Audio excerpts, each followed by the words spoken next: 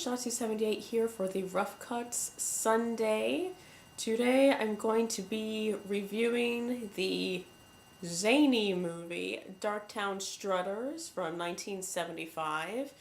This movie was directed by William Witney. Some of you who are fans of old cowboy pictures will be familiar with his work. He did a lot of cowboy serials in the 60s, and he also helped to make the whole theme of kinetic fighting going into a chase being very popular.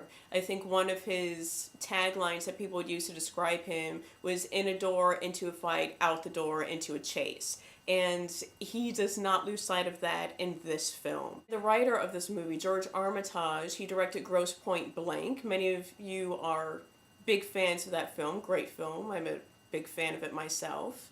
This movie is starring Trina Parks. Some of you who are fans of James Bond will know her as Thumper from Diamonds Are Forever.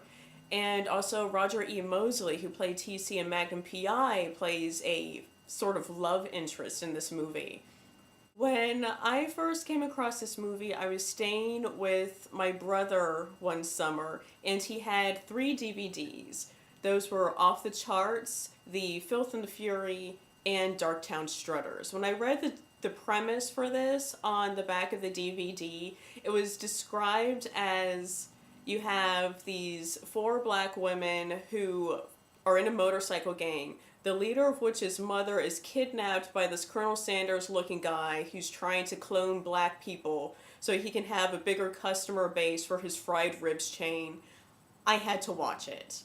And yes, that is kind of what happens, but also no, because he does have a fried ribs chain, but he's really trying to get a bigger voter base so he can manipulate and use the black community. So with this movie, it kind of gives away what the story is, but not really, because this has to be one of the most random movies I've ever seen in my life. The editing of this movie, I'll just put it this way. I could have done a better editing job, and I don't know how to edit, which most of you have seen just from watching my reviews.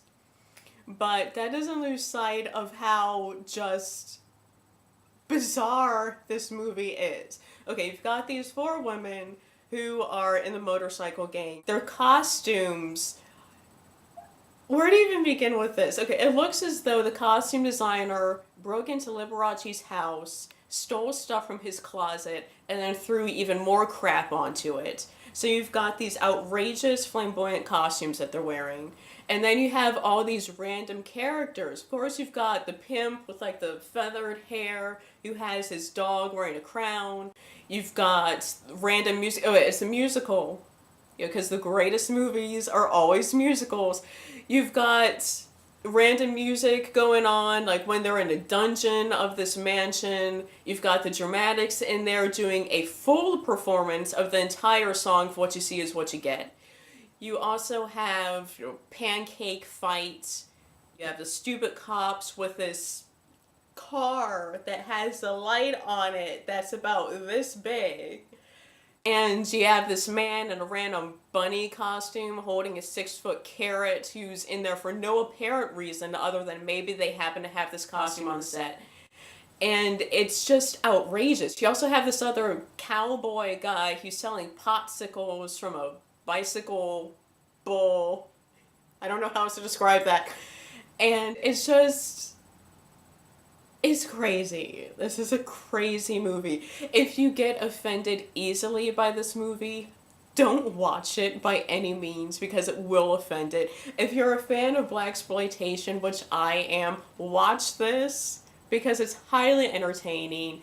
It does touch up on a lot of issues like kidnapping, abortion, manipulation of black communities, things like that. But don't take it seriously at all. I don't think it was trying to take itself seriously. It's very much a parody, and it's sort of a predecessor, if I'm gonna get you sucker, that the Wayans brothers did in the 80s.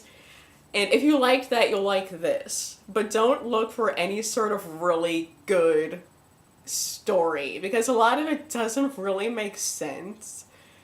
And it's so out there. It's so incredibly random, this movie.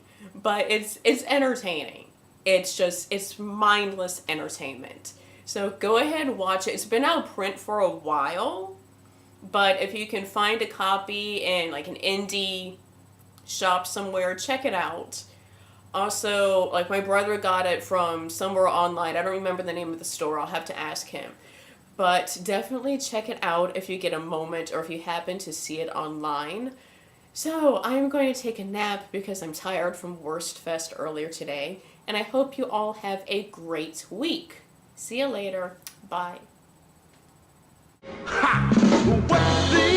What you see is what you get. Is what you get.